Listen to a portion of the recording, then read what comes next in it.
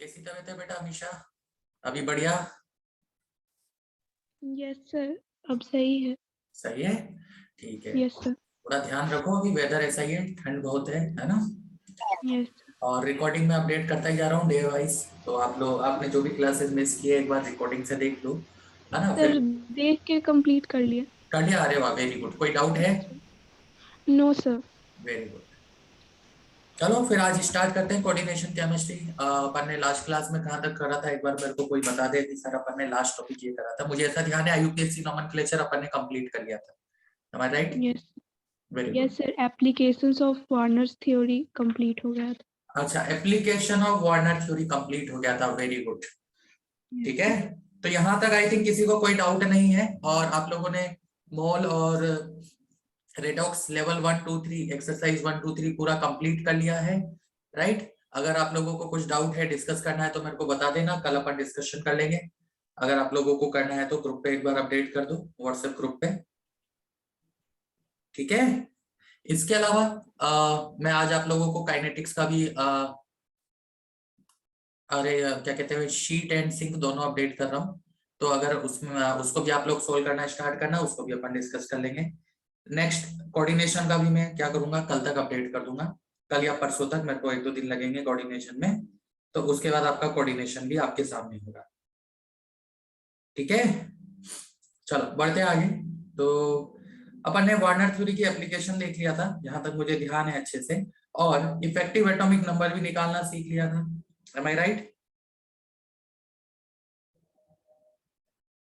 ठीक है, बढ़ते आगे। नेक्स्ट है बैलेंस बॉन्ड थ्योरी। अब देखो क्या था कि जो अपनी वार्नर थ्योरी थी, काफी हद तक हमें इलेक्ट्रिकल कंडक्टेंस के बारे में हेल्प कर रही थी।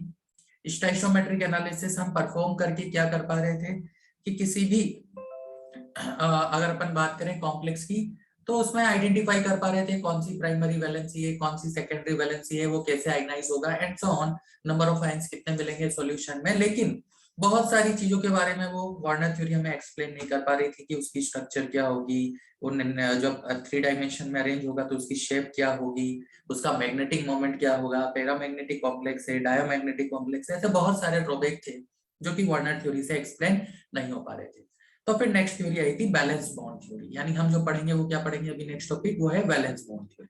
अब देखो, वैलेंस बॉन्ड थ्योरी पढ़ने से पहले अगर आप लोगों ने केमिकल बॉन्डिंग पढ़ा है तो उसमें भी आपने देखा होगा कि सबसे पहले लुईस आया था, लुईस ऑक्टेट रूल, उसने अपना कुछ थ्योरी दी। और उस थ्योरी के बेसिस पे उसने काफी कंपाउंड की स्ट्रक्चर क्या कर दी, प्रेडिक्ट कर दी। लेकिन हाइपरवेलेंट हाइपोवेलेंट कंपाउंड की स्ट्रक्चर वो एक्सप्लेन नहीं कर पा रहा था कि वो क्यों एग्जिस्ट करते हैं। और इलेक्ट्रॉनिक स्पीशीज के बारे में भी वो एक्सप्लेनेशन नहीं दे पा रहा था कि वो क्यों स्टेबल है, जबकि उसके अकॉर्डिंग तो सिर्फ वही मॉलिक्यूल्स या कंपाउंड स्टेबल होंगे जिनमें सेंट्रल एटम में क्या होगा, ऑक्टेट कंप्लीट होगा। तो उसके बाद फिर बैलेंस बॉन्ड थ्योरी आई थी, वहां भी आपकी second theory valence bond theory थी, यहाँ भी हम जो पढ़ेंगे वो बैलेंस बॉन्ड थ्योरी पढ़ेंगे। तो बैलेंस बॉन्ड थ्योरी क्या बोलती है, वहां पर केमिकल बॉन्डिंग में अभी मैं जा रहा हूँ। बैलेंस बॉन्ड थ्योरी बोलती है कि हाफ फील्ड ऑर्बिटल क्या करते हैं, ओवरलैप करते हैं, ठीक है।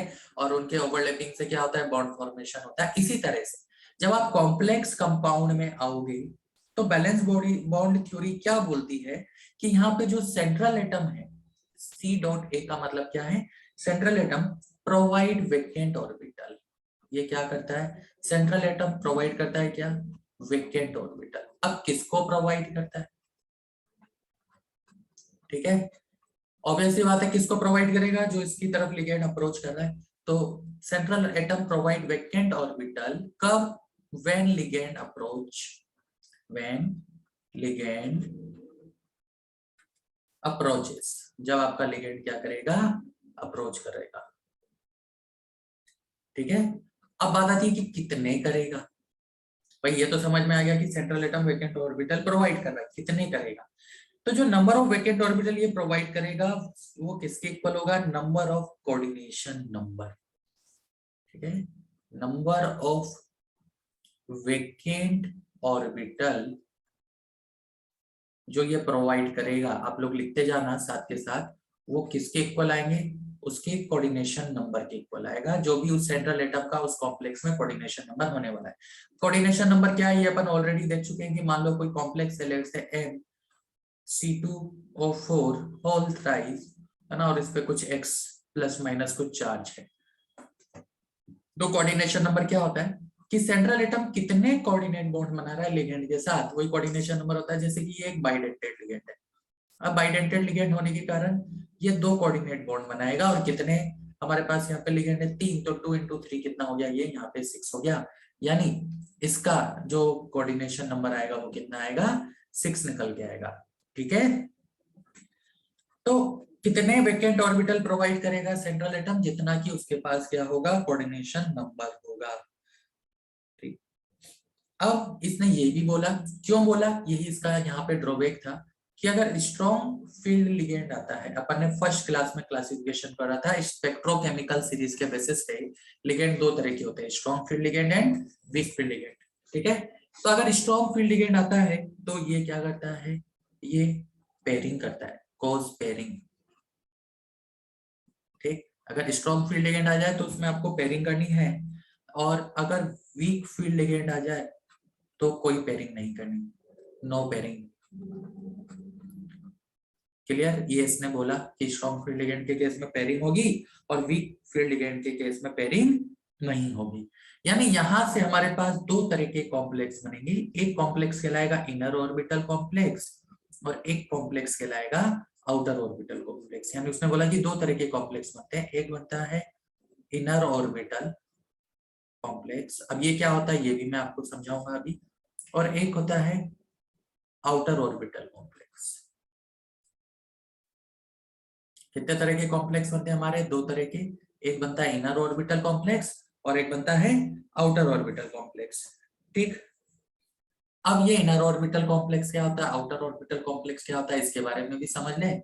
और इसने इसके अलावा एक और वर्ड यूज किया जिसको आप लोगों ने अगर पढ़ा हुआ अच्छे से नाम सुना हो, कि जो कॉम्प्लेक्स बनते हैं वो भी 2 तरह के होते हैं, एक होता है लो स्पिन कॉम्प्लेक्स और एक होता है हाई स्पिन कॉम्प्लेक्स। ये भी मैं यहाँ लिख देता हूँ, ये जो कॉम्प्लेक्स बनते हैं वो 2 तरह के होते हैं, कौन कौन से, लो spin complex and high spin complex. ठीक है, तो अब ये इनर ऑर्बिटल और आउटर ऑर्बिटल कॉम्प्लेक्स क्या होते हैं, इसके बारे में जरा शॉर्ट में अपन पढ़ लेते हैं। कि अगर आपका हाइब्रिडाइजेशन ऐसा है कि इनर डी ऑर्बिटल पार्टिसिपेट कर रहा है, जैसे कि D3s, DsP2, D2sp3, D2sp3, ठीक है, या DsP3 एंड सो ऑन, इस तरह का हाइब्रिडाइजेशन, यानी जहां पे आपका क्या आ रहा है, इनर ऑर्बिटल आ रहा है, तो ये जो कॉम्प्लेक्स होगा this is called inner orbital complex. इसे हम क्या बोलेंगे, इनर ऑर्बिटल कॉम्प्लेक्स बोलेंगे। लेकिन अगर आपका हाइब्रिडाइजेशन ऐसा है, लेट्स से sp है ना, starting from s orbital, sp2, sp3,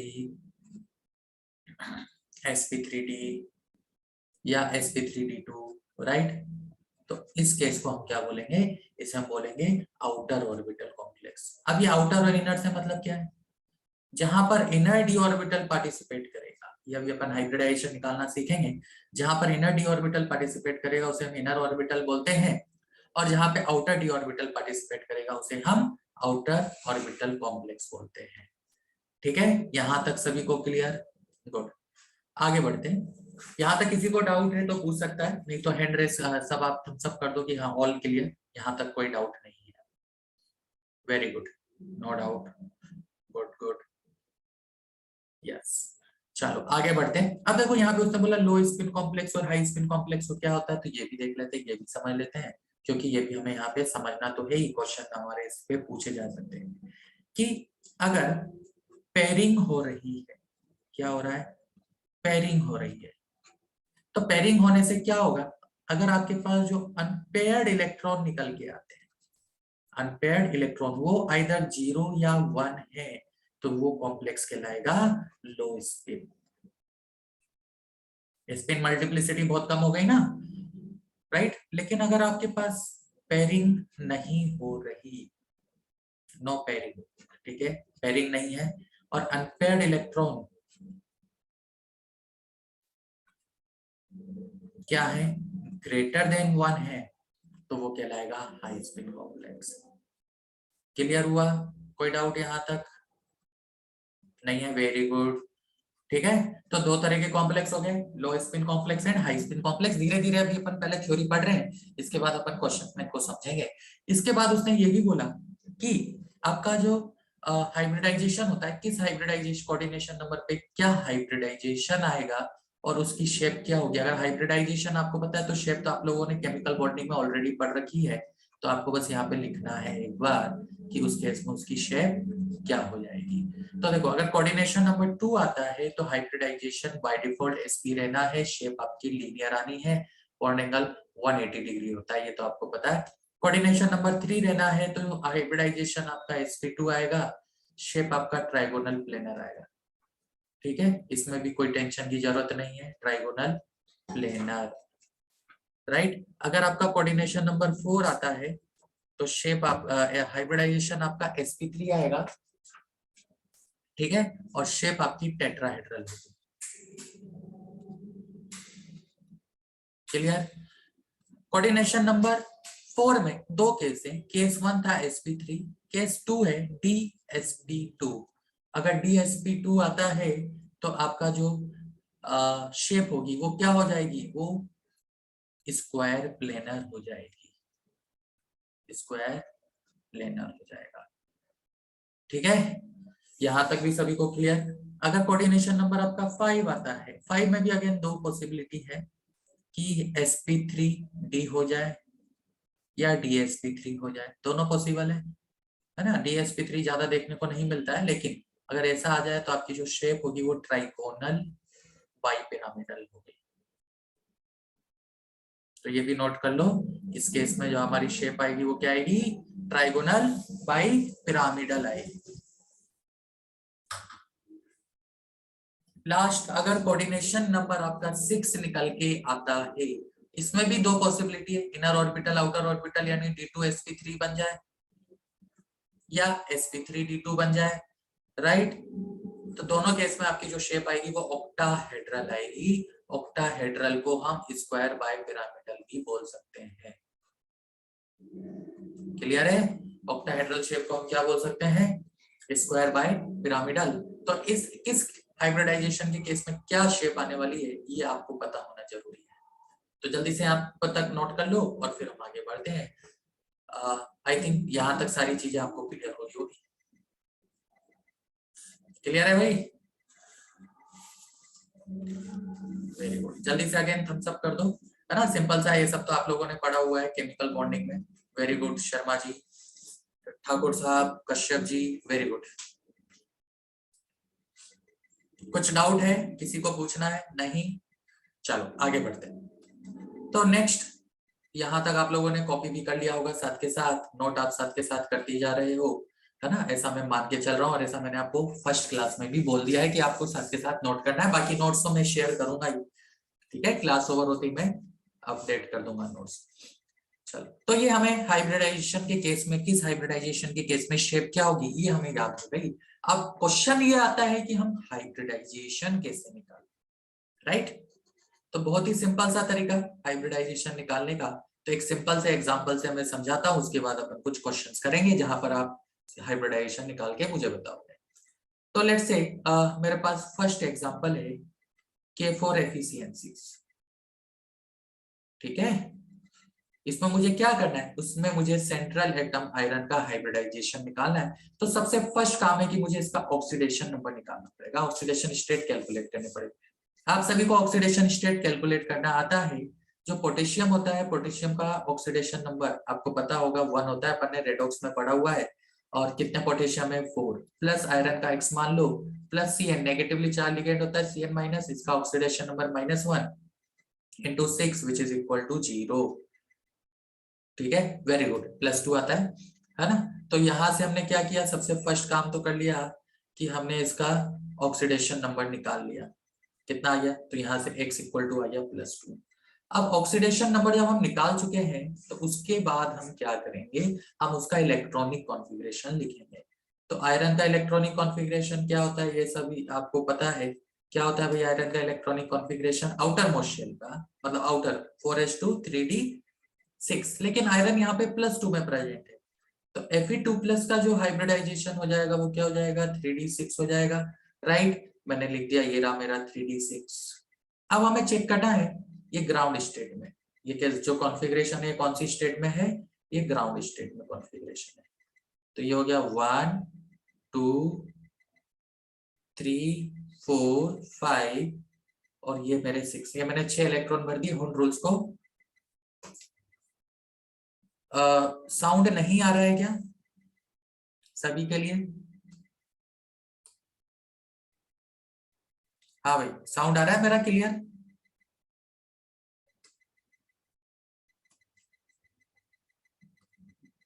आ रहा है सभी को? एक बार आपका वो चेक करो शर्मा जी, आपका जो म्यूट वाला बटन होता है, ठीक है, इस सबसे स्टार्टिंग में उसको चेक करो, आ रहा है? ठीक है शर्मा जी, साउंड तो सभी को आ रहा है, एक बार देखो अगर आ रहा है तो जल्दी बोलो। आपका जो बटन होता है ये म्यूट वाला जो साइन बना होता है उस पर क्लिक करो और उसको कनेक्ट करो तो आपको साउंड आएगा, है ना? वैसे भी या नेट कनेक्शन एक बार चेक कर लो। तो ये हमने क्या किया, ये हमने ग्राउंड स्टेट में हाइब्रिडाइजेशन लिखा, किसका लिखा? आयरन का लिखा।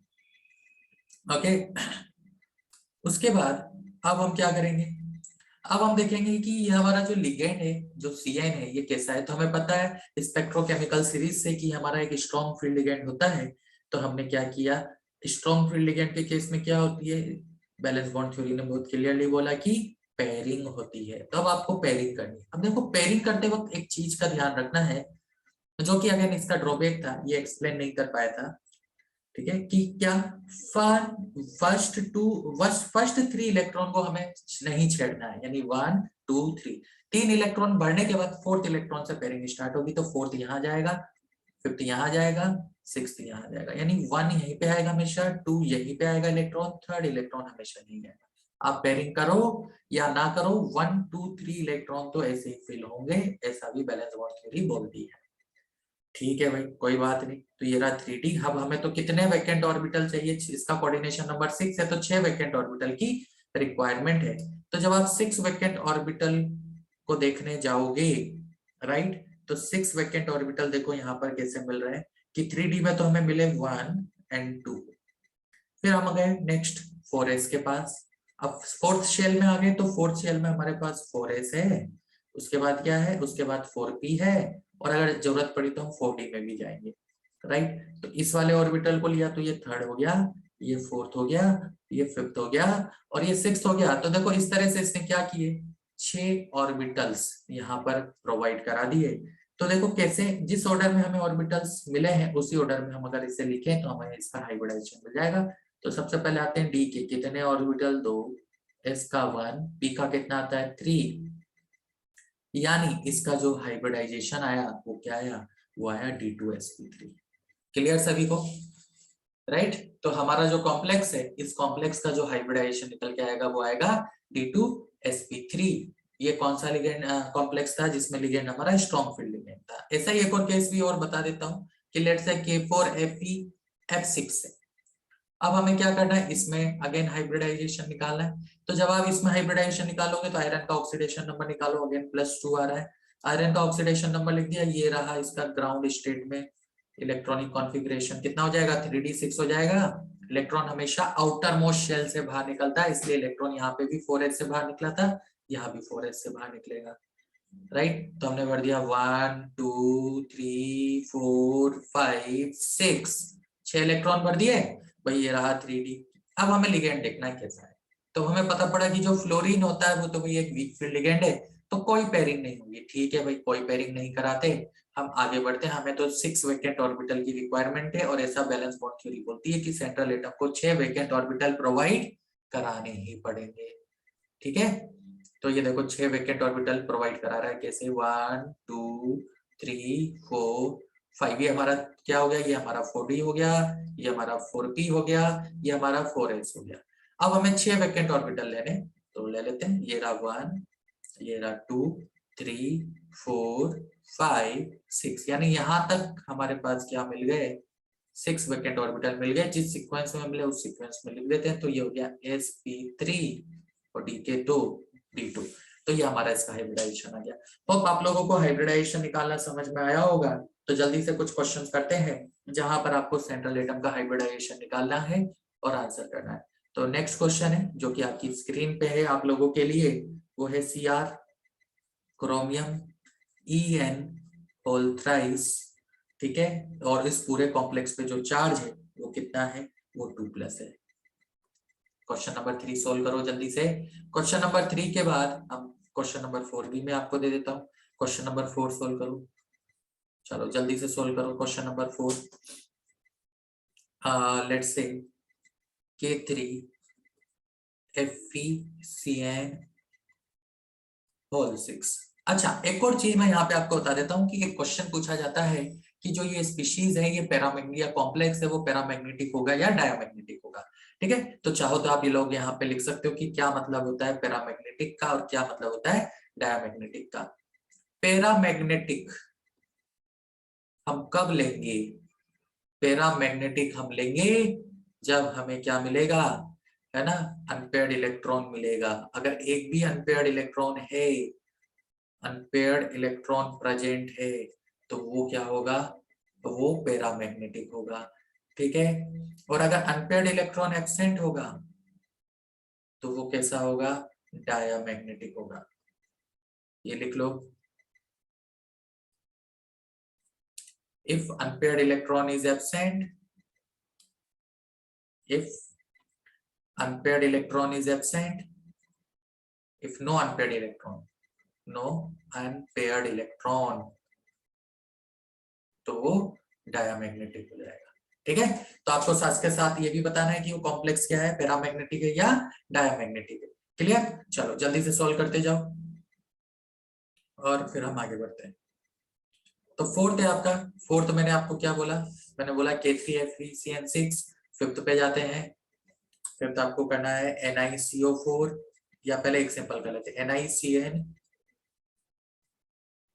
होल 4 2-। जल्दी से ये 3 सॉल्व करो और चैट बॉक्स में अपने अपने आंसर लिखो और मुझे बताओ, फिर अपन डिस्कस कर लेंगे। कोई एक डिस्कनेक्ट हो गया, अच्छा उसका नेट बार बार इशू कर रहा है। जल्दी सॉल्व करो, very good, okay very good, perfect answer है शिल्पी। बाकी लोग भी जल्दी से करें, फिर डिस्कस करते हैं, देखते हैं क्या आंसर आता है।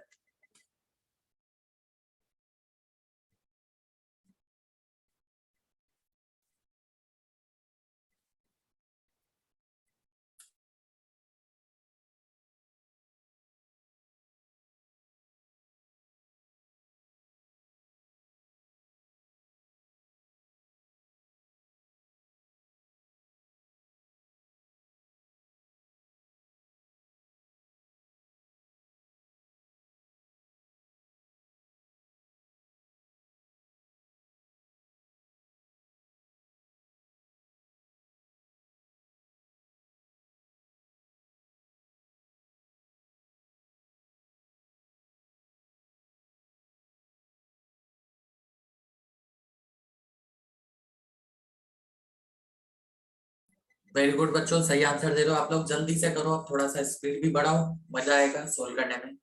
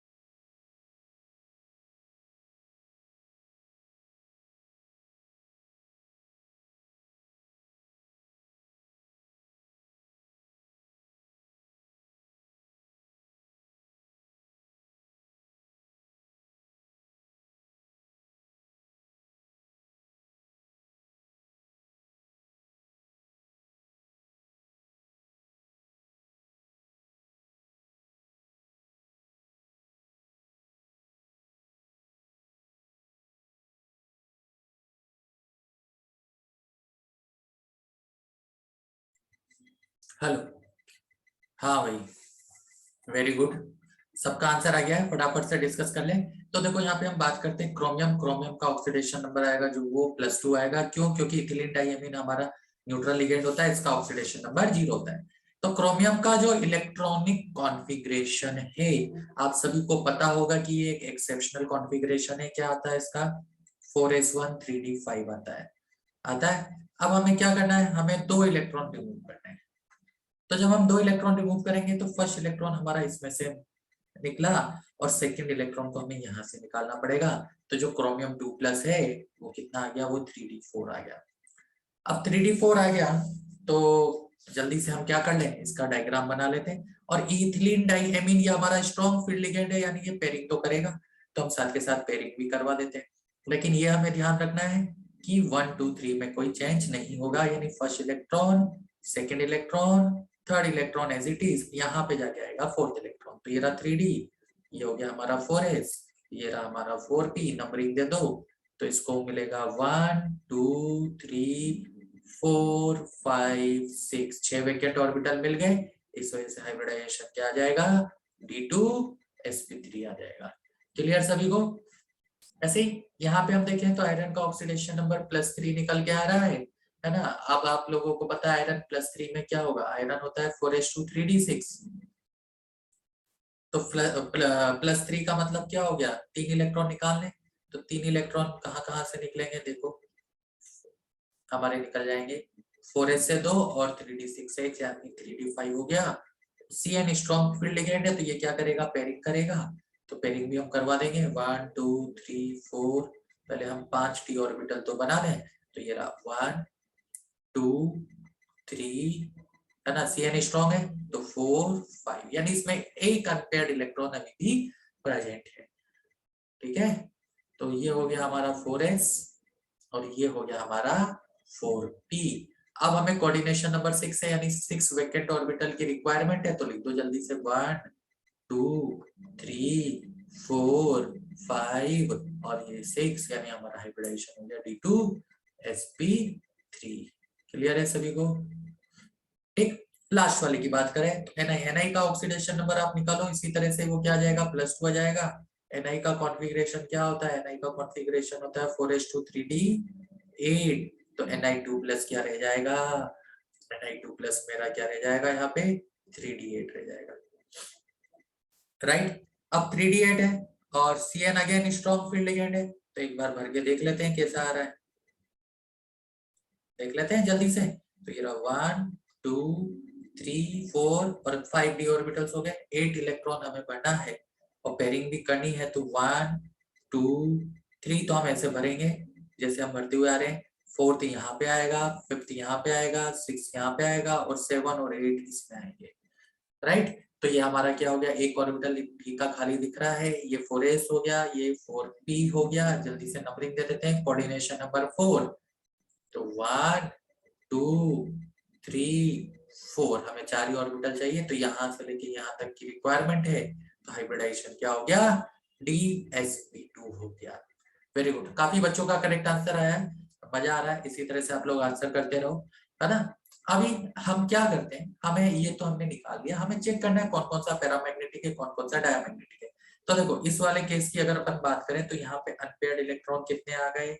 अनपेयर्ड इलेक्ट्रॉन आ गए कितना? 0। तो ये कैसा हो जाएगा? ये डायमैग्नेटिक हो जाएगा, है ना। ये मैंने लिख दिया, यानी ये कॉम्प्लेक्स हमारा डायमैग्नेटिक है। यहाँ पे बात करें तो यहाँ पे अनपेयर्ड इलेक्ट्रॉन कितने आ गए भाई? जल्दी से लिख दो यहाँ पे। तो यहाँ पे अनपेयर्ड इलेक्ट्रॉन आ रहे हैं। ये मैं क्यों लिख रहा हूँ? क्योंकि नेक्स्ट टॉपिक में अपन मैग्नेटिक मोमेंट निकालना सीखेंगे, तो उसमें ये काम आएंगे। तो अनपेयर्ड इलेक्ट्रॉन आ गए 4, तो ये कैसा हो गया? ये पैरामैग्नेटिक हो गया। यहाँ पे भी अनपेयर्ड इलेक्ट्रॉन कितने हैं? अनपेयर्ड इलेक्ट्रॉन हो गए 2। तो अनपेयर्ड इलेक्ट्रॉन जब 2 है तो ये भी मेरा पैरामैग्नेटिक हो गया। ठीक है, यहाँ पे देखें तो अनपेयर्ड इलेक्ट्रॉन कितने हैं? अनपेयर्ड इलेक्ट्रॉन है मेरे पास एक अनपेयर्ड इलेक्ट्रॉन है ना। तो ये भी कैसा हो गया? पैरामैग्नेटिक हो गया। राइट, यहाँ पर देखते हैं, यहाँ पे देखो तो यहाँ पे अनपेयर्ड इलेक्ट्रॉन कितना हो गया? तो अनपेयर्ड इलेक्ट्रॉन यहाँ पे 0 है, अनपेयर्ड इलेक्ट्रॉन यहाँ 0 है, तो ये कैसा हो गया, ये डायामैग्नेटिक हो गया। ठीक है, तो इस तरह से आप लोग पैरामैग्नेटिक डायामैग्नेटिक आइडेंटिफाई कर लोगे। साथ ही के साथ आपको अनपेयर्ड इलेक्ट्रॉन भी निकालना आ गया, अनपेयर्ड इलेक्ट्रॉन निकालना आ गया, तो हम नेक्स्ट टॉपिक जो पढ़ेंगे मैग्नेटिक मोमेंट, वो भी आप इजीली कैलकुलेट कर सकते हो। चलो कुछ और क्वेश्चन करते हैं हाइब्रिडाइजेशन निकालने के, ताकि आप लोगों को समझ में आए और मजा भी आए कि हाइब्रिडाइजेशन जो है बहुत सिंपल सा फंडा है, बहुत सिंपल सा कंसेप्ट है। ठीक, तो नेक्स्ट है क्वेश्चन नंबर 6, जल्दी से इसमें हाइब्रिडाइजेशन निकालो NiCO4 सेंट्रल एटम का। ठीक है, 7th NiCl4 होल 2 minus 8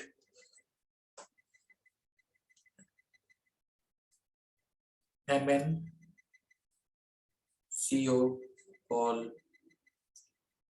6 निकालो 9 FeCO होल 5। अरे वाह, वेरी गुड, क्वेश्चन लिखते ही आंसर सारे, मजा आ रहा है, वेरी गुड, बहुत ही बढ़िया।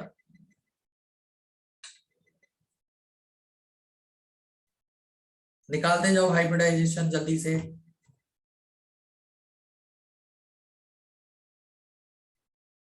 MnCO5 कर लेना, चलो MnCO इसको अपन 5 रख लेते हैं, एक और FeCO होल 5। तो ये कुछ कंपाउंड है जिसमें आपको सेंट्रल एटम का हाइब्रिडाइजेशन निकालना है, जल्दी से इन्हें निकाल दो, सॉल्व करो, आंसर दो, उसके बाद अपन नेक्स्ट टॉपिक की तरफ मूव करेंगे।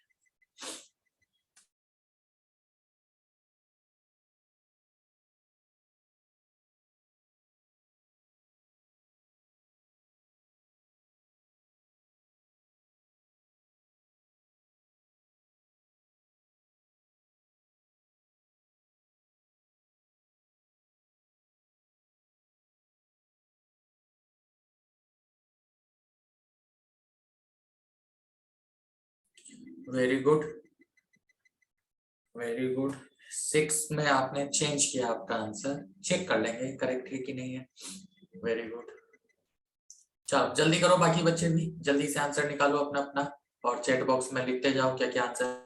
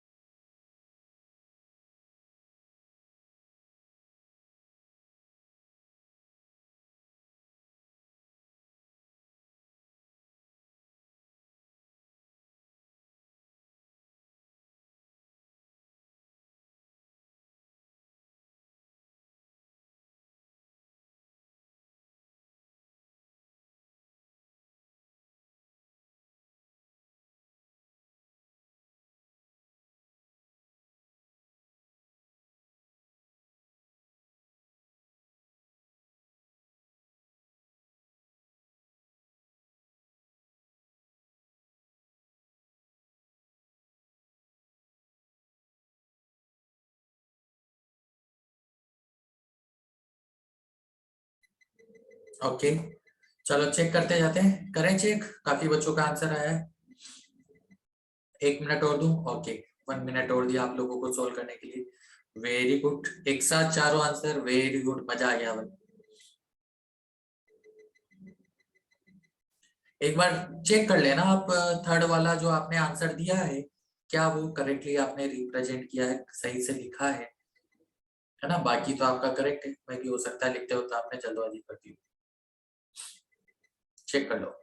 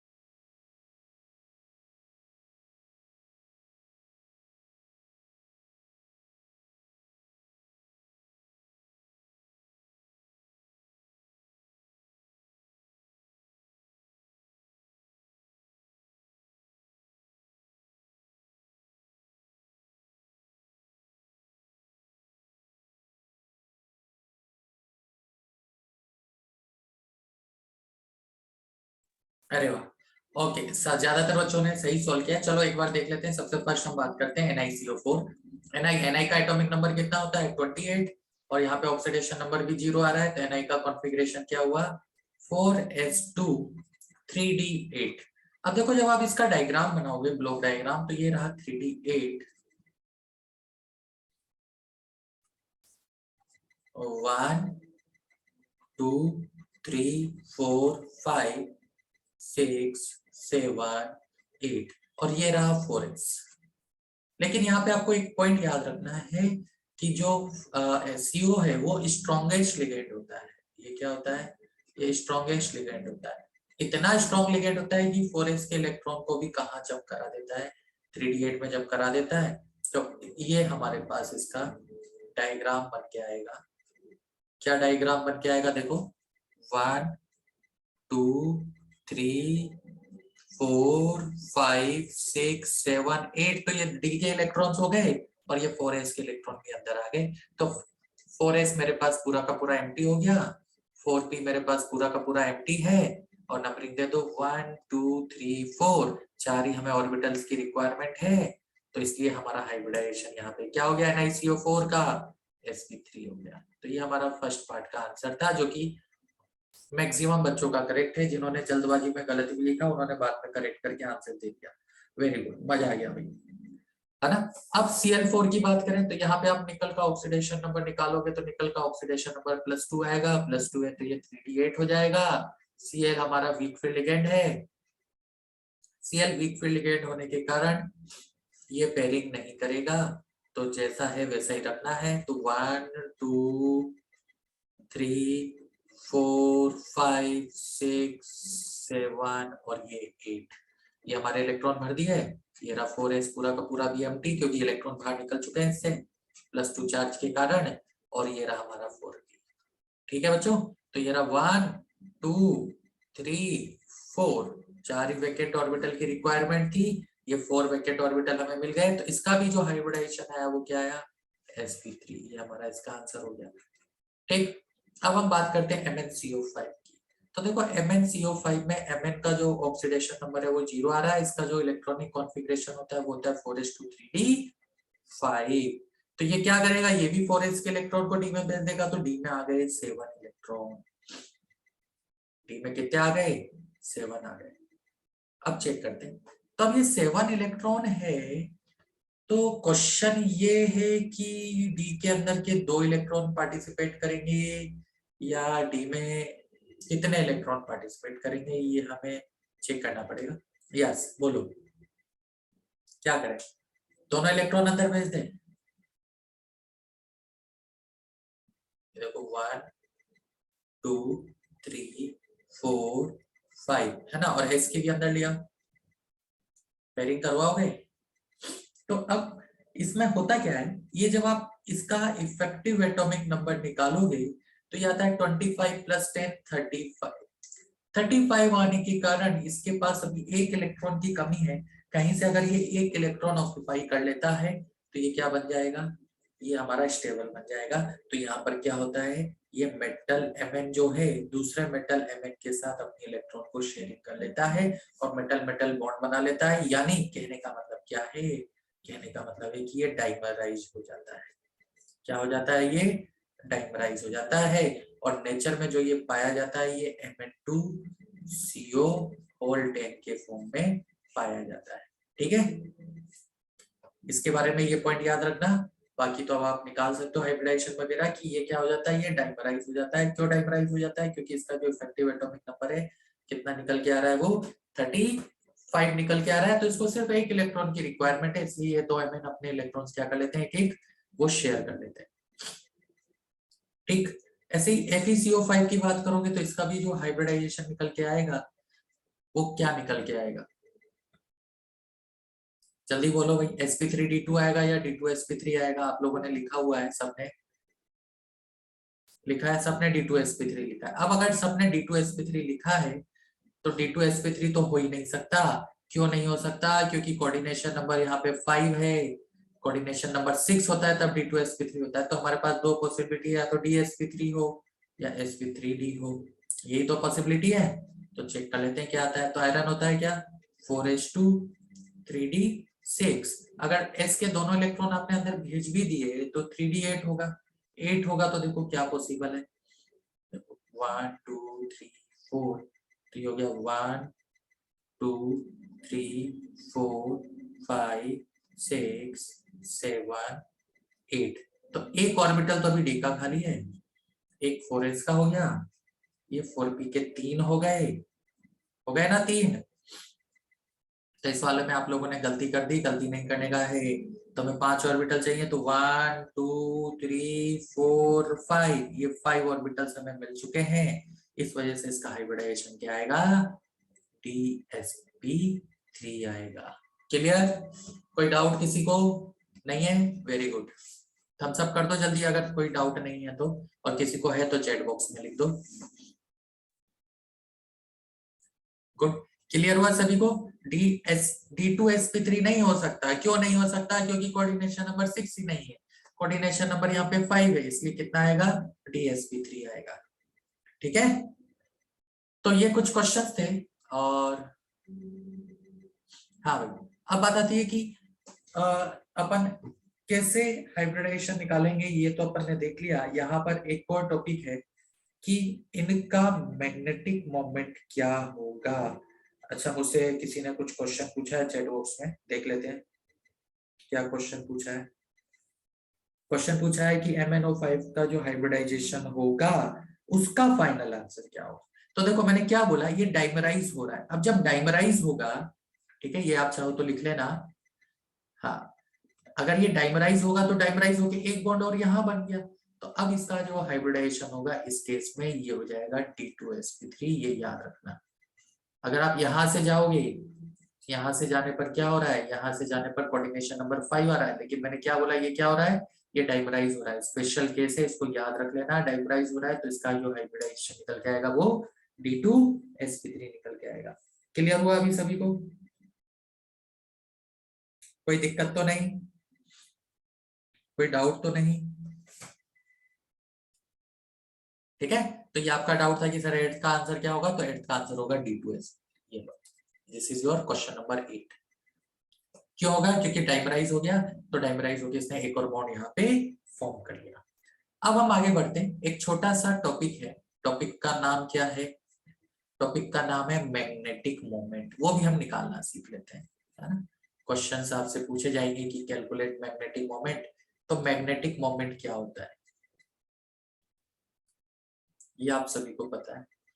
मैग्नेटिक मोमेंट हम कैसे निकालते हैं, √x into x plus 2 bm। bm इसकी यूनिट होती है बोर मैग्नेटॉन, जहां पर x क्या बता रहा है, x हमें बता रहा है number of unpaired electron.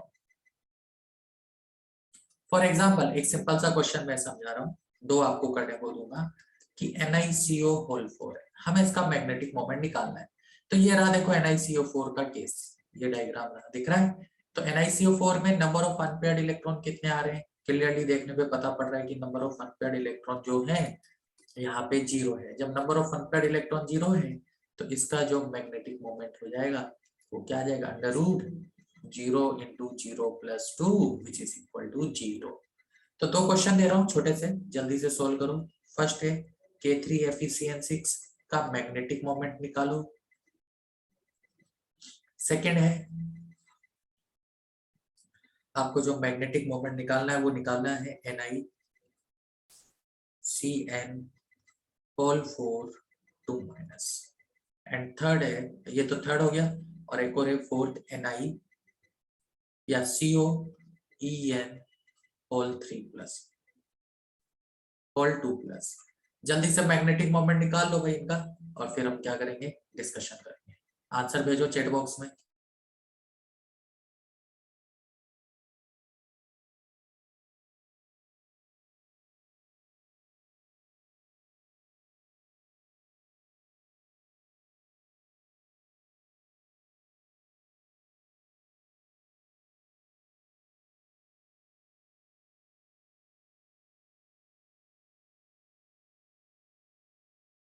One 1.73 जो आपने आंसर भेजा है, ये कौन से नंबर के क्वेश्चन का भेजा है, 2 का भेजा होगा। ओके, चेक कर लेंगे, बाकी का भी भेजो।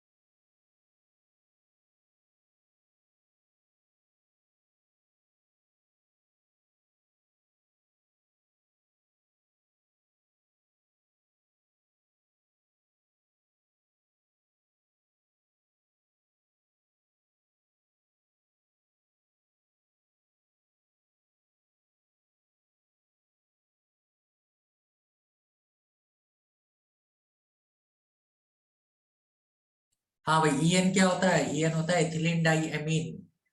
ठीक है, फर्स्ट क्लास में पढ़ाया था। Okay very good. किसी में 0 है, किसी में 5.4 है, चेक कर लेंगे। क्लियर है? EN क्या होता है यहाँ पे? EN हमारा ethylene die amine.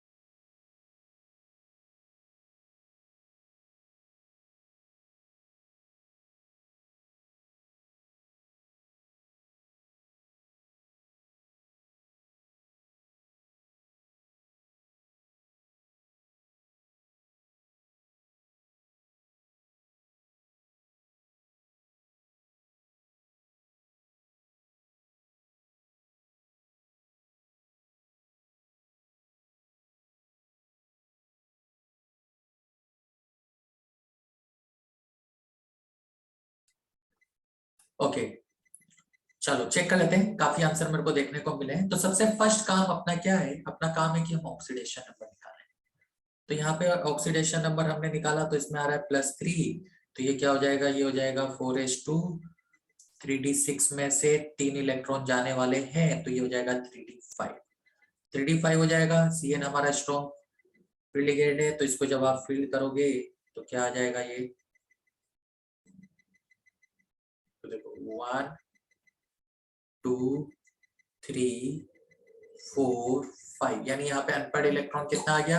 Unpaired electron 1 आ गया। तो 1 × 1 + 2 √3 हो गया।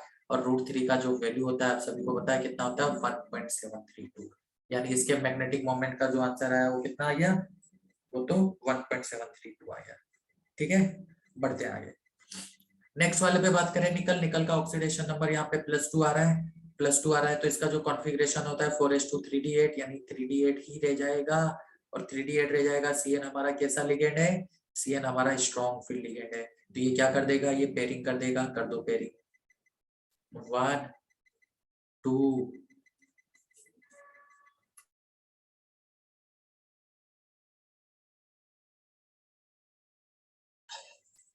1 2 3 पे पेयरिंग करोगे तो 4 5 6 7 8। तो यहाँ पे अनपेयर्ड इलेक्ट्रॉन कितने हो गए? 0 आ गए। यानी इसका जो मैग्नेटिक मोमेंट आ जाएगा वो क्या आ जाएगा? वो 0 आ जाएगा। ऐसे ही कोबाल्ट की बात करें तो कोबाल्ट किसमें? +2 में है। कोबाल्ट का कॉन्फ़िगरेशन कितना होता है? 4s2 3d7। तो 2 इलेक्ट्रॉन यहाँ से चले गए। अब 2 इलेक्ट्रॉन यहाँ से चले गए, तो ये देखो कोबाल्ट है। EN हमारा क्या है? स्ट्रॉन्ग फील्ड लिगेंड है। यही है ना? हाँ भाई, बताओ कितने अनपेयर्ड इलेक्ट्रॉन होंगे? जल्दी बोलो। अच्छा, EN कितने हैं ये भी मैं यहाँ पे लिखना भूल गया था। इसको 3 ले लेना, ताकि कोऑर्डिनेशन नंबर अगर आपको जरूरत हो कहीं पर तो आप कोऑर्डिनेशन नंबर क्या कर सकते हो? यूज कर सकते हो। तो एक आंसर मेरे को इसका मिला है। कितना मिला है? 1.73 मिला है। ओके, और कुछ आंसर किसी का? आपका होमवर्क है, आपको करके आना है कि इसमें हाइब्रिडाइजेशन क्या होगा, है ना? ये आप लोगों का क्वेश्चन है। इसका हाइब्रिडाइजेशन क्या होगा? करिए आओगे? सिंपल सा क्वेश्चन है। हाइब्रिडाइजेशन अगर आपको समझ में आ गया तो फिर तो क्वेश्चन ही हो जाएगा, फिर तो कोई दिक्कत ही नहीं है। यस, पूर्णिमा का आंसर है 1.73। आशीष बोल रहा है 5.7। चलो आपका होमवर्क है और सोचना। अच्छा क्वेश्चन है। 2 क्वेश्चन दे रहा हूँ। एक दे रहा हूँ ये 4th COEN होल 3 2+, और एक और यहाँ पे लिख देता हूँ COEN होल 3 ये 2 क्वेश्चन आपके होमवर्क है जो कि आपको करके आने हैं। और याद रख के पूछना वही मेरे से नेक्स्ट क्लास में कि सर ये 2 क्वेश्चन आपने होमवर्क में दिए थे, जल्दी से मुझे इसका आंसर बता दो। ठीक। अब कुछ पॉइंट है जो कि मैं आपको नोट करके लिखाना चाहता हूँ। तो अगर आप लोग लिखना चाहो तो बहुत ही अच्छी बात है, लिख लो जल्दी से। क्या पॉइंट्स है? तो लिखो पॉइंट नंबर 1। लिखो। एक आंसर मिला मुझे, बोथ D2sp3। ओके, देख लेंगे, नेक्स्ट क्लास तक का आपके पास टाइम है। तो लिखो question number sorry point number 1 कि अगर आपके पास कोबाल्ट 3+ है, ठीक है, एंड कॉपर 2+ है, और लिगेंड जो आपका है वो कौन है, वाटर है, तो ये स्ट्रॉन्ग फील्ड लिगेंड की तरह एक्ट करेगा। देख लेना, एक केस में ये स्ट्रॉन्ग फील्ड लिगेंड की तरह एक्ट करने वाला है। अगर आपका अमोनिया है किसके साथ, Mn2+ और लिगेंड क्या है, अमोनिया है, तो ये आपका वीक फील्ड लिगेंड की तरह एक्ट करेगा। ठीक है, और एक और चीज याद रखना कि अगर आपका प्लेटिनम एंड पैलेडियम है विथ +2 ऑक्सीडेशन नंबर, तो ऑल कॉम्प्लेक्स इसके क्या होंगे, all complex are inner orbital. इस केस में आपके सारे के सारे कॉम्प्लेक्स क्या आ जाएंगे, इनर ऑर्बिटल आ जाएंगे। तो ये कुछ 3 पॉइंट है, जल्दी से नोट कर लो, नोट कर लो, फिर अपन क्या करते हैं, डिस्कस करते हैं आगे की पार्ट और बढ़ते हैं।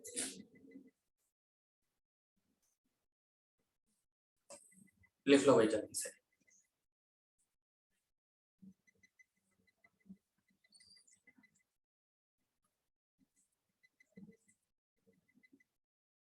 हाँ, मैं ये पीडीएफ तो अपलोड करूंगा ही, और ये आपका वीडियो लेक्चर भी अपलोड करूंगा।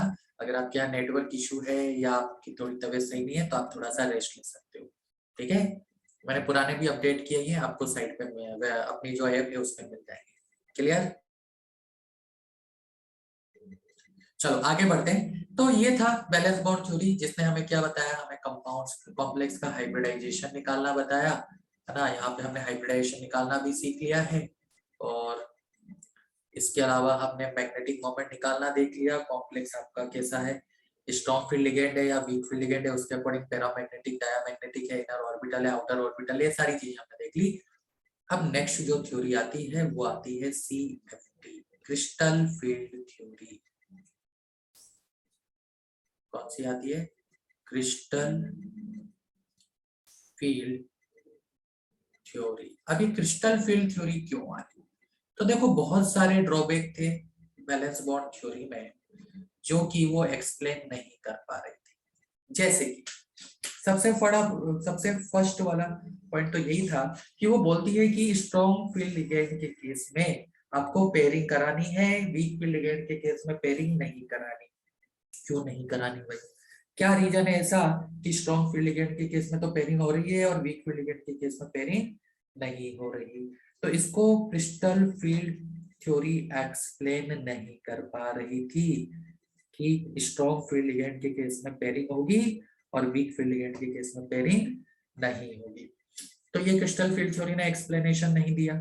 उसके बाद ठीक है चलो, और क्या था, इसके अलावा ये था कि ये थ्योरी क्या बोलती है, ये थ्योरी बोलती है कि मैग्नेटिक जो 1 2 एंड 3 इलेक्ट्रॉन है, अपन ने देखा था ना 1 2 एंड 3 इलेक्ट्रॉन है, इनमें पेयरिंग का फर्क नहीं पड़ता। क्यों फर्क नहीं पड़ता भाई, ये ऐसे क्या कर रहे हैं, ऐसा क्या पावर है इनके पास कि चाहे स्ट्रॉन्ग फील्ड लिगेंड आ जाए चाहे वीक फील्ड लिगेंड आ जाए, 1 2 3 इलेक्ट्रॉन तो ऐसे इजी रहने वाले हैं। ठीक है, तो ये भी बैलेंस बॉन्ड थ्योरी एक्सप्लेन नहीं कर पा रही थी। ठीक है भाई, और क्या ड्रॉबैक था, और भी तो ड्रॉबैक होंगे। तो और ड्रॉबैक ये था कि बहुत से ऐसे कंपाउंड था जिनका मैग्नेटिक मोमेंट ये एक्यूरेटली कैलकुलेट नहीं कर पा रहे थे, वहां पे गड़बड़ी थी। तो ऐसे बहुत सारे ड्रॉबैक थे जिसको कि बैलेंस बॉन्ड थ्योरी एक्सप्लेन नहीं कर पा रहा था, और इसको समझने के लिए जो थ्योरी आई वो आई क्रिस्टल फील्ड थ्योरी। अब क्रिस्टल फील्ड थ्योरी क्या बोलती है, ये लिगेंड को अज्यूम करती है पॉइंट चार्ज। पॉइंट नंबर 1, ये लिगेंड को क्या मान लेती है, ये लिगेंड को मान लेती है पॉइंट चार्ज। ठीक है, अब इसने क्या बोला कि जब लिगेंड अप्रोच करता है, जब लिगेंड क्या करेगा, अप्रोच करेगा, तो डी ऑर्बिटल्स को रिपल करेगा। क्यों रिपल करेगा, तो डी ऑर्बिटल्स में क्या होगा, रिपल्शन लगेगा। अब ऐसा क्यों बोला उसने, कि लिगेंड जो होता है वो इलेक्ट्रॉन पेयर डोनर स्पीशीज होता है, उसके पास लोन पेयर है, वो 2 इलेक्ट्रॉन क्या करेगा, डोनेट करेगा। अब यहाँ पे इलेक्ट्रॉन है और डी ऑर्बिटल के पास भी तो वही इलेक्ट्रॉन्स होंगे। जब डी ऑर्बिटल्स के पास भी इलेक्ट्रॉन्स है तो इलेक्ट्रॉन ही इलेक्ट्रॉन के पास जा रहा है तो रिपल्शन तो लगना है, इसलिए ये भी दूर भागेगा, है ना। तो जब लिगेंड अप्रोच करता है जिसको उसने क्या अज्यूम किया था, पॉइंट चार्ज, तो डी ऑर्बिटल्स में रिपल्शन लगता है।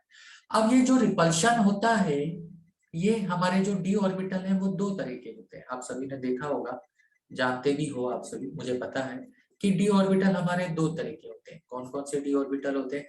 एक होता है एक्सियल डी ऑर्बिटल और एक होता है non axial d orbital. For example, axial d orbital में कौन कौन से हैं? एक्सियल में हमारे d x square, y square and d z square है। नॉन एक्सियल में कौन कौन से आते हैं? तो देखो, नॉन एक्सियल में आते हैं हमारे d x y, d y z, d z x. आते हैं कि नहीं आते? तो यहाँ पे जब रिपल्शन लगता है तो वो अनइक्वल रिपल्शन लगता है, यानी एक्सियल में रिपल्शन की क्वांटिटी अलग होगी, वैल्यू अलग होगी, और नॉन एक्सियल में रिपल्शन की वैल्यू अलग होगी। तो इससे जो आपके डी ऑर्बिटल हैं, जो कि पांचों पहले डी जनरेटेड थे, डी जनरेटेड ऑर्बिटल का मतलब सबकी एनर्जी सेम इक्वल, तो ये क्या हो जाते हैं, ये 2 पार्ट में स्प्लिट हो जाते हैं। ये क्या हो जाते हैं, 2 पार्ट में स्प्लिट हो जाते हैं। यहाँ पर क्या हो गया, यहाँ पे स्प्लिटिंग लग गई, 2 पार्ट में क्या हो गया, ये स्प्लिट हो गए। अब स्प्लिट होने के बाद इनके बीच की जो ये एनर्जी होती है, इसे हम बोलते हैं crystal field splitting energy. Crystal field splitting energy बोलते हैं, ठीक है। या आप इसको क्रिस्टल फील्ड स्टेबलाइजेशन एनर्जी का नाम भी दे सकते हो। तो क्या बोला, तो इस थ्योरी ने बोला है कि जब लिगेंड अप्रोच करेगा तो डी ऑर्बिटल्स पे रिपल्शन लगेगा, पांचों डी ऑर्बिटल रिपल होंगे।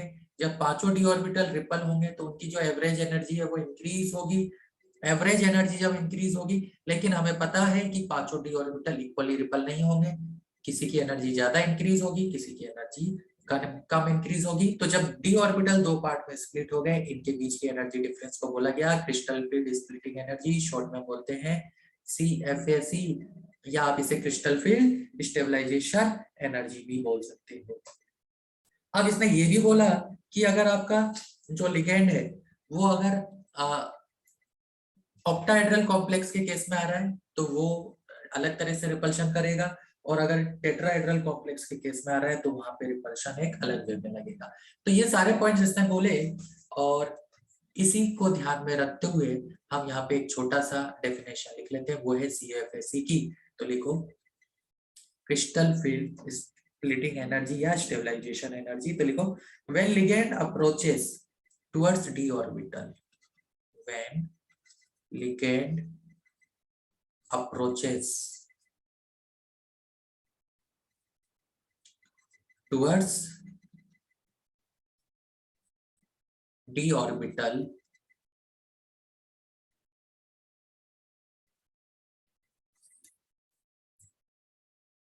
it split into 2 part, it split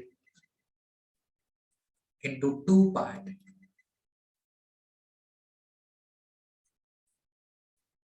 due to repulsion.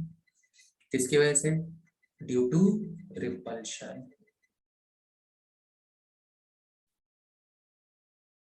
And the energy difference is called, the energy difference is called crystal field splitting energy और crystal field stabilisation energy.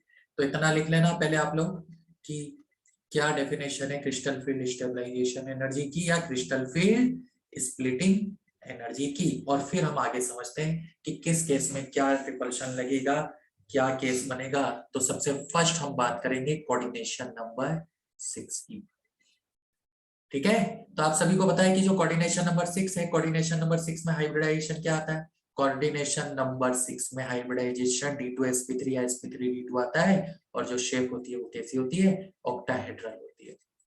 तो ये theory बोलती है कि जब coordination number 6 है तो यहाँ पे जो लिगेंड है वो एक्सेस से अप्रोच करेगा या एक्सियल पोजीशन पे जो लोग हैं उनमें ज्यादा रिपल्शन करेगा। ठीक है, तो जब 6 कोऑर्डिनेटेड कॉम्प्लेक्स का फॉर्मेशन करना है तो लिगेंड कहाँ से अप्रोच कर रहे हैं, एक्सेस से अप्रोच कर रहे हैं। अब एक्सेस से अप्रोच कर रहे हैं तो ऑब्वियस सी बात है जो एक्सियल ऑर्बिटल्स होंगे, ठीक है, इनको क्या लगेगा, इनको ज्यादा रिपल्शन लगेगा। जो नॉन एक्सियल ऑर्बिटल्स होंगे उनको रिपल्शन कम लगेगा। ठीक है, तो इससे डी ऑर्बिटल दो पार्ट में स्प्लिट हो रहे हैं। कौन कौन से दो पार्ट है तो उन्होंने बना के दिया डायग्राम, ये रहा।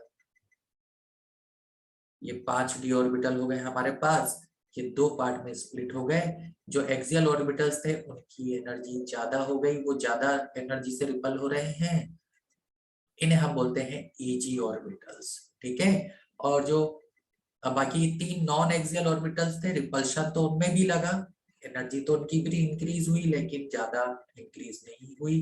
किसके कंपैरिजन में, ओरिजिनल के कंपैरिजन में। ये ओरिजिनल यहाँ पर थे 5 डी ऑर्बिटल, तो 5 डी ऑर्बिटल क्या हुए, रिपल तो हो रहे हैं लेकिन दो पार्ट में स्प्लिट हो रहे हैं। इन दोनों के 5 पार्ट के बीच का जो एनर्जी डिफरेंस है इसे हम क्रिस्टल फील्ड स्टेबलाइजेशन एनर्जी बोलते हैं। ऑक्टाहेड्रल कॉम्प्लेक्स के केस में से हम डेल नॉट से रिप्रेजेंट करते हैं। नीचे वाले ऑर्बिटल्स कहलाते हैं T2G। G का मतलब यहाँ पे होता है जिरेड, जिरेड जो कि सिमेट्री से रिलेटेड है, ये आप लोगों ने MOT मॉलिक्यूलर ऑर्बिटल थ्योरी में भी पढ़ा होगा। ठीक है, तो क्या होता है जिरेड अनजिरेड, अभी हम उसके डिटेल में नहीं जा रहे, आगे बढ़ते हैं। अच्छा, ये हमारी एवरेज एनर्जी है। एवरेज एनर्जी से जो नॉन एक्सियल डी ऑर्बिटल्स है जिसे आप लोग T2G बोलते हैं, उनकी एनर्जी जो डाउन आएगी वो -0.4 डेल नॉट, यानी एवरेज एनर्जी से हम बोल सकते हैं कि 40% एनर्जी इनकी कम है और इनकी जो एनर्जी ज्यादा होगी एवरेज एनर्जी से वो होगी 0.6 डेल नॉट। तो जल्दी से ये डायग्राम बनाओ, फिर इस डायग्राम से हम समझेंगे कि कैसे स्ट्रॉन्ग पेयर लिगेंड पेयरिंग करते हैं, कैसे वीक पेयर लिगेंड पेयरिंग नहीं करते।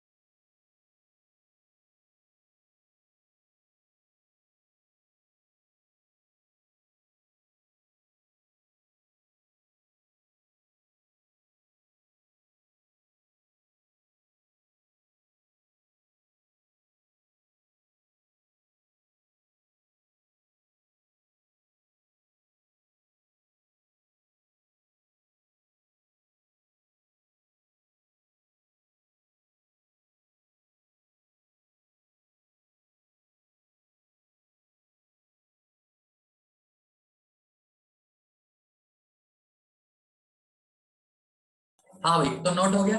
तो ये हमारा किसका केस में स्प्लिटिंग हुआ, ऑक्टाहेड्रल कॉम्प्लेक्स के केस में स्प्लिटिंग हुआ। अब इसके बाद CFT ने क्या बोला, इसके बाद देखो क्रिस्टल फील्ड थ्योरी एक्सप्लेन करती है कि दो तरह की एनर्जी होती है। एक होती है क्रिस्टल फील्ड स्प्लिटिंग एनर्जी जिसे हम डेल्टा नोड बोलते हैं, एक होती है पेयरिंग एनर्जी जो कि इलेक्ट्रॉन को पेयर करने के लिए रिक्वायर्ड होती है। ठीक है, तो इसमें बोला दो केस होते हैं, केस 1 कि डेल्टा नोड ज्यादा है पेयरिंग एनर्जी से, केस 2 डेल्टा नोड आपका कम है किससे, पेयरिंग एनर्जी से। ठीक, अब अगर डेल्टा नोड ज्यादा होता है पेयरिंग एनर्जी से तो इसका मतलब पहले क्या होगा, पहले पेयरिंग होगी, पेयरिंग टेक प्लेस। ठीक है, और अगर उल्टा केस हो गया तो उस केस में पेयरिंग नहीं होगी।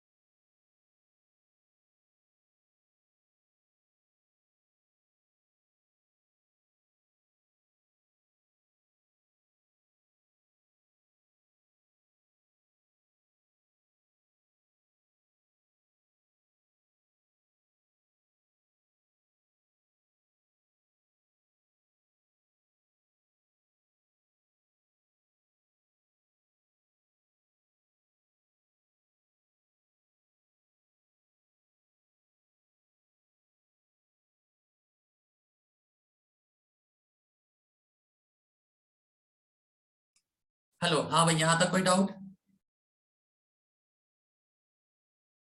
ठीक है, तो यहाँ पर क्या हो गया, उसने दो केस बोले कि अगर आपका क्रिस्टल फील्ड स्टेबलाइजेशन एनर्जी किससे ज्यादा है, पेयरिंग एनर्जी से ज्यादा है।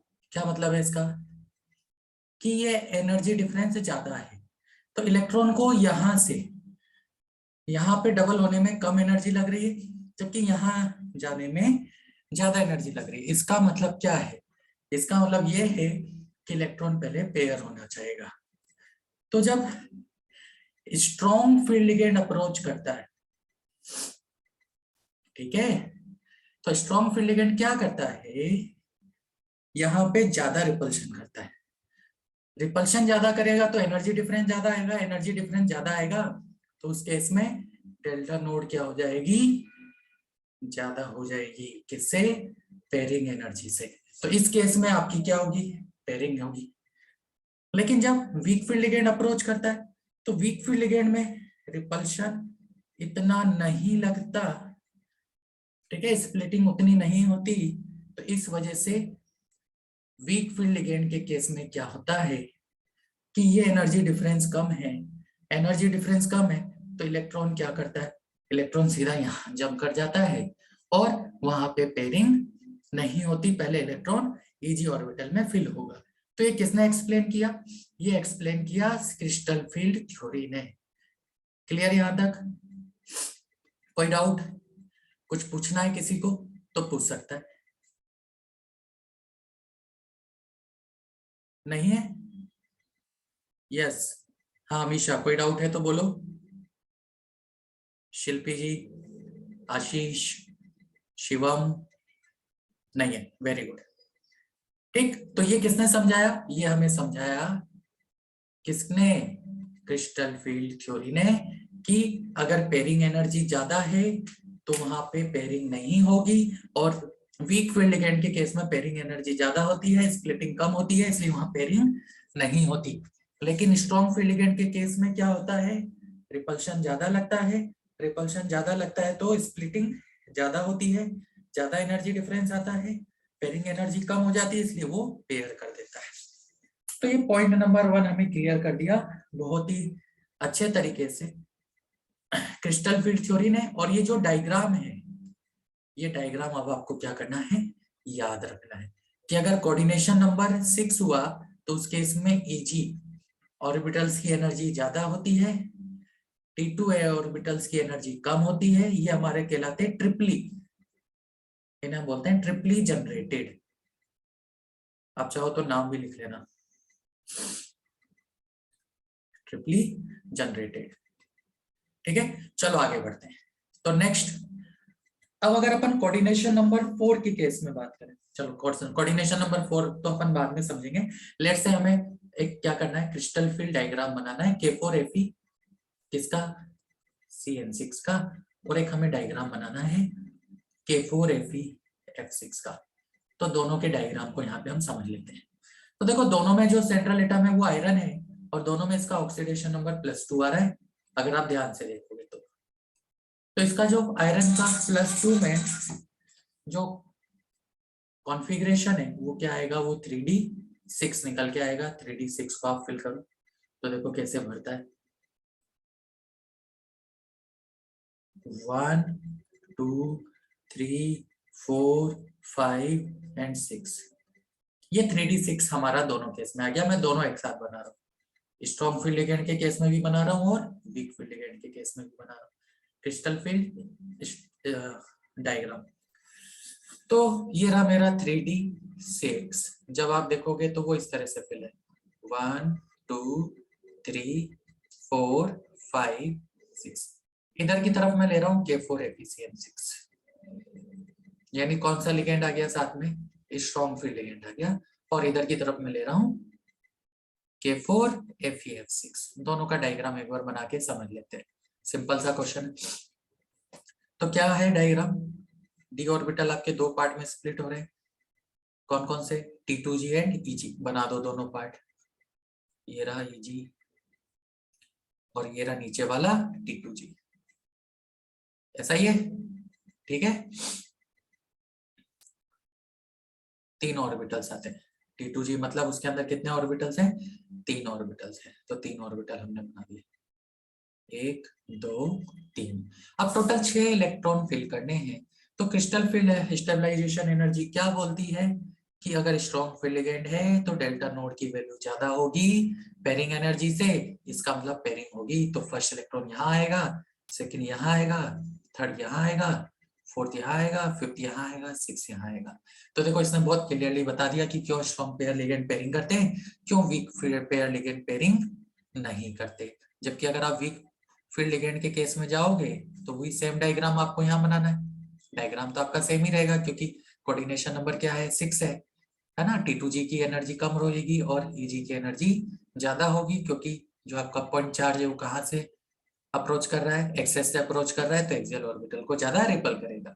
अब इसमें देखोगे तो इसमें क्या हो जाएगा, डेल्टा नोड की वैल्यू पेयरिंग एनर्जी से कम हो जाएगी। पेयरिंग एनर्जी ज्यादा है यानी पेयर करने के लिए ज्यादा एनर्जी लगेगी, तो क्यों इलेक्ट्रॉन पेयर होगा। तो ये देखो 1 2 3, 3 इलेक्ट्रॉन यहाँ गए, अब फोर्थ वाला यहाँ चला जाएगा, फिफ्थ वाला यहाँ चला जाएगा और सिक्स वाले को वापिस यहीं पर आना पड़ेगा। तो ये हमारा दोनों का CFT डायग्राम हो गया। ठीक है, अब इसके अलावा उसका ड्रॉबैक ये था कि उसने ये भी बताया था कि हमें D1 D2 D3 के साथ कोई छेड़खानी नहीं करनी है। वो जैसे 3 इलेक्ट्रॉन भरे जाते हैं चुपचाप वैसे 3 इलेक्ट्रॉन भरना था और फिर पेयरिंग करना था। तो यहाँ से आपको क्लियरली समझ में आ रहा है कि हुन रूल फॉलो करने के लिए हमें T2g के अंदर क्या करने पड़ेंगे, सिंगल इलेक्ट्रॉन फिल करने पड़ेंगे जब तक सारे ऑर्बिटल हाफ फिल नहीं हो जाते। इसलिए फर्स्ट इलेक्ट्रॉन यहाँ आएगा, सेकंड यहाँ आएगा और थर्ड यहाँ आएगा। तो ये भी किसने क्लियर कर दिया, ये भी हमारे को CFT ने क्लियर कर दिया। क्लियर। अब देखो यहाँ पे एक और क्वेश्चन पूछा जाता है, चलो ये तो हमने नोट कर लिया, डायग्राम बनाना आपको आ गया। अब नेक्स्ट क्वेश्चन ये है कि आपको CFSE की वैल्यू कैलकुलेट करनी है। थोड़ा सा ये भी समझ लेना, क्या कैलकुलेट करना है, CFSE की वैल्यू कैलकुलेट करनी है। तो कैसे वैल्यू कैलकुलेट करेंगे, तो हमें पता है कि ये हमारी एवरेज एनर्जी है, ये थोड़ा सा ध्यान से देख लेना, दोनों केस में अपन कैलकुलेट कर लेते हैं।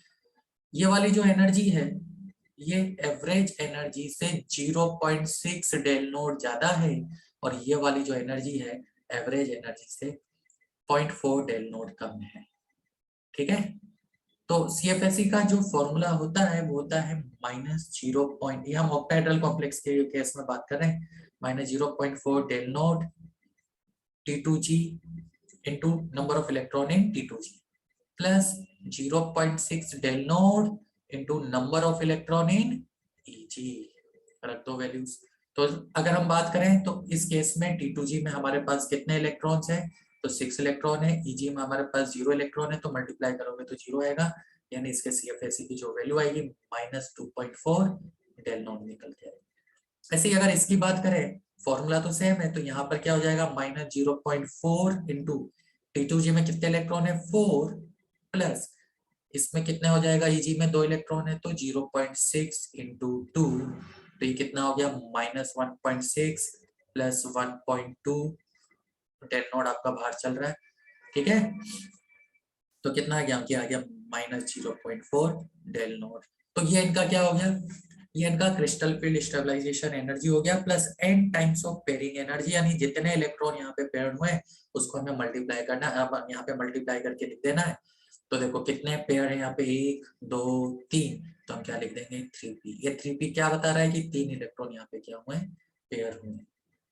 और ऐसे यहाँ पे क्या लिख देंगे यहाँ पे 1p, क्योंकि एक इलेक्ट्रॉन यहाँ पे पेयर हुआ है। तो इस तरह से हम क्या करेंगे, इस तरह से हम क्रिस्टल फील्ड स्टेबलाइजेशन एनर्जी की वैल्यू कैलकुलेट करेंगे। क्लियर। अब इसके बाद जब हम टेट्राहेड्रल कॉम्प्लेक्स की बात करेंगे, सेकंड केस पे आते हैं, जब कोऑर्डिनेशन नंबर क्या आ जाएगा 4 आ जाएगा। कोऑर्डिनेशन नंबर 4 यानी हमारी जो शेप है वो क्या हो जाएगी टेट्राहेड्रल हो जाएगी। तो इस केस में उसने बोला कि जो नॉन एक्सियल ऑर्बिटल्स हैं उनको ज्यादा रिपल्शन लगेगा, क्योंकि जो लिगेंड अप्रोच कर रहा है वो अब कहां से अप्रोच कर रहा है, वो एक्सेस के बीच में से अप्रोच कर रहा है, यानी लिगेंड अब यहाँ से अप्रोच करेगा। तो आपको होता है कि DXY, DYZ, DZX जो ऑर्बिटल्स होते हैं उनकी जो लॉ होती है वो एक्सेस के बीच में होती है, तो यहाँ से अप्रोच करने के कारण इन ऑर्बिटल्स को ज्यादा रिपल करेगा। तो अगर आपको कोऑर्डिनेशन नंबर 4 के केस में कॉम्प्लेक्स बनाना है, ठीक है, उसका CFT डायग्राम बनाना है, तो आप क्या करोगे नॉन एक्सियल ऑर्बिटल्स को ज्यादा रिपल करोगे। नॉन एक्सियल ऑर्बिटल्स कौन कौन से हमारे 3 DXY, DYZ एंड DZX। और जो एक्सियल ऑर्बिटल्स हैं उनमें भी रिपल्शन तो लग रहा है हालांकि, लेकिन वो रिपल्शन नॉन एक्सियल के कंपेरिजन में कम होगा, तो इसे हम बोलेंगे T2 ऑर्बिटल। अब देखो यहाँ पे मैंने G नहीं लिखा है, G वर्ड यूज होता है सिमेट्री के लिए, राइट, जिरेट। तो यहाँ पे आपको सिर्फ T2 लिखना है और यहाँ पे आपको E लिखना है। इन दोनों के बीच का जो एनर्जी डिफरेंस है क्रिस्टल फील्ड स्टेबलाइजेशन एनर्जी है, टेट्राहेड्रल कॉम्प्लेक्स है इसलिए इसे हम डेल T से रिप्रेजेंट करेंगे। अगेन वही चीज कि एवरेज एनर्जी से कितना डिफरेंस होगा, क्या होगा, तो ये एवरेज एनर्जी से 0.4 डेल T ज्यादा एनर्जी रखते हैं, और ये इनकी एनर्जी जो होगी वो 0.6 डेल T थोड़ी सी एवरेज एनर्जी के कंपेरिजन में डाउन होगी। तो ये हमारा टेट्राहेड्रल के केस में कोऑर्डिनेशन नंबर 4 के केस में क्या आ गया CFT डायग्राम आ गया, जो कि अगर आप देख पा रहे हो तो ऑक्टाहेड्रल का जस्ट रिवर्स है। ऑक्टाहेड्रल में क्या होता है, जो ट्रिपली जनरेटेड ऑर्बिटल्स होते हैं उनकी एनर्जी कम होती है या उनमें रिपल्शन कम लगता है, और जो ई ऑर्बिटल्स होते हैं उनमें रिपल्शन क्या होता है ज्यादा लगता है। क्लियर। तो अब क्वेश्चन ये है कि क्या टेट्राहेड्रल कॉम्प्लेक्स जो है और जो ऑक्टाहेड्रल कॉम्प्लेक्स है उनकी क्रिस्टल फील्ड स्टेबलाइजेशन एनर्जी में कोई रिलेशन है, तो बिल्कुल है। तो ये आप याद रखना कि जो डेल्टा T होता है वो 4/9 टाइम्स होता है किसका, डेल्टा नोट का। यानी कोऑर्डिनेशन नंबर 6 में जो क्रिस्टल फील्ड स्टेबलाइजेशन एनर्जी है उसका 4/9 टाइम्स, ठीक है। ऑक्टाहेड्रल में जो क्रिस्टल फील्ड स्टेबलाइजेशन एनर्जी है उसका 4/9 times tetrahedral field, tetrahedral complex में क्रिस्टल फील्ड स्टेबलाइजेशन एनर्जी के इक्वल निकल के आता है। यहां तक कोई डाउट। स्टेबिलिटी ऑर्डर बेटा आगे सीखेंगे अपन, है ना, हमें कैसे स्टेबिलिटी कंपेयर करना है कॉम्प्लेक्स की, ये हमारा टॉपिक है जो कि अपन आगे वाली क्लासेस में, मे बी नेक्स्ट क्लास में पढ़ने वाले हैं आइसोमेरिज्म खत्म करने के बाद। और बोलो, और कोई डाउट? क्लियर, ठीक है, चलो। और कोई किसी को डाउट नहीं है यहाँ तक? अगर किसी को डाउट है तो बोलो, नहीं है सब कुछ क्लियर है तो एक बार जल्दी से बच्चों थम्स अप कर दो।